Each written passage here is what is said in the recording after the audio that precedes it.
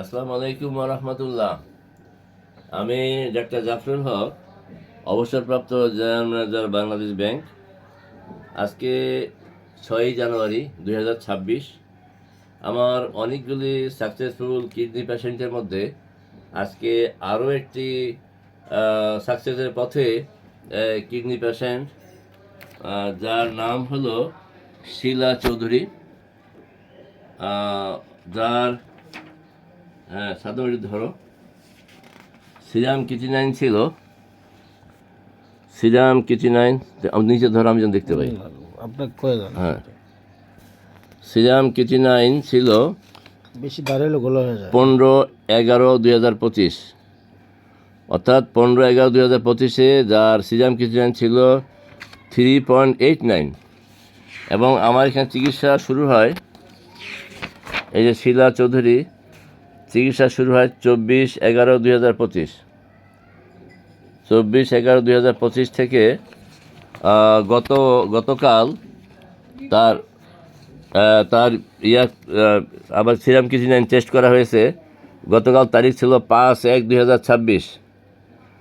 5/1/2026-এ ওনার কিটিনাইন হয়েছে, সিরাম কিটিনাইন 2.31, অর্থাৎ 1 মাস 13 দিনের মাথায় ওনার কিডনির পয়েন্ট 3.89 থেকে 2.31। আলহামদুলিল্লাহ, আল্লাহর কাছে কোটি কোটি শুকরিয়া।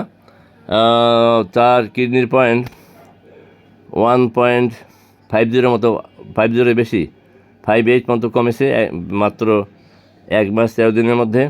তা আমি এখন স্বয়ং রোগী মিসেস শিলা চৌধুরী, তার সাথে কথা বলবো। হ্যাঁ শিলা, আপনি আমার নাম, পরিচয়, বাবার নাম সব বলেন, দেশের বাড়ির কথা বলেন।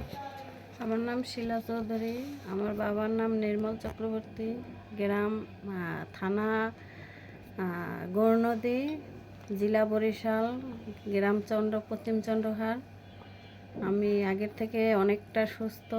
ওই সময় কি সমস্যা ছিল? ওই সময় এখানে আসার আপনি আমার আগে ঠিকানা কীভাবে পাইছেন সেটা বলেন। আমি অনলাইন থেকে পাইছি, ইউটিউব থেকে। পরে ওনার সাথে যোগাযোগ করে এখানে আসছি। আসার পরে এখন মোটামুটি আমি আগের থেকে অনেকটা ভালো। কীরকম ভালো?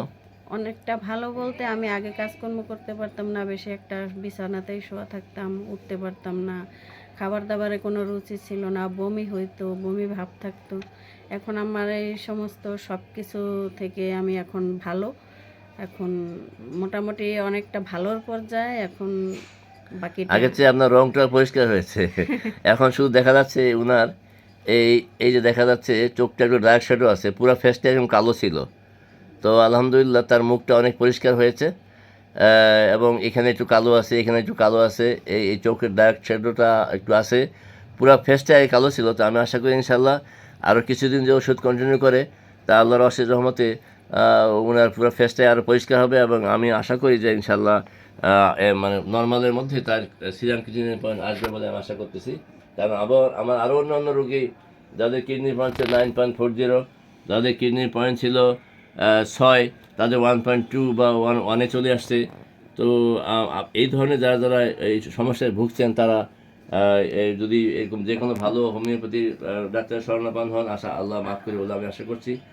অনেকে আমাকে জিজ্ঞাসা করে যে ভাই আপনার ঠিকানা কোথায়, আপনার অ্যাড্রেস কি, আপনি হোমিওপ্যাথি না বা কী ধরনের চিকিৎসা করেন।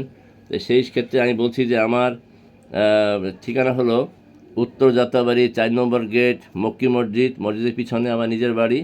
এই 4.5 তলা বিল্ডিংয়ের দোতলায় আমার চেম্বার।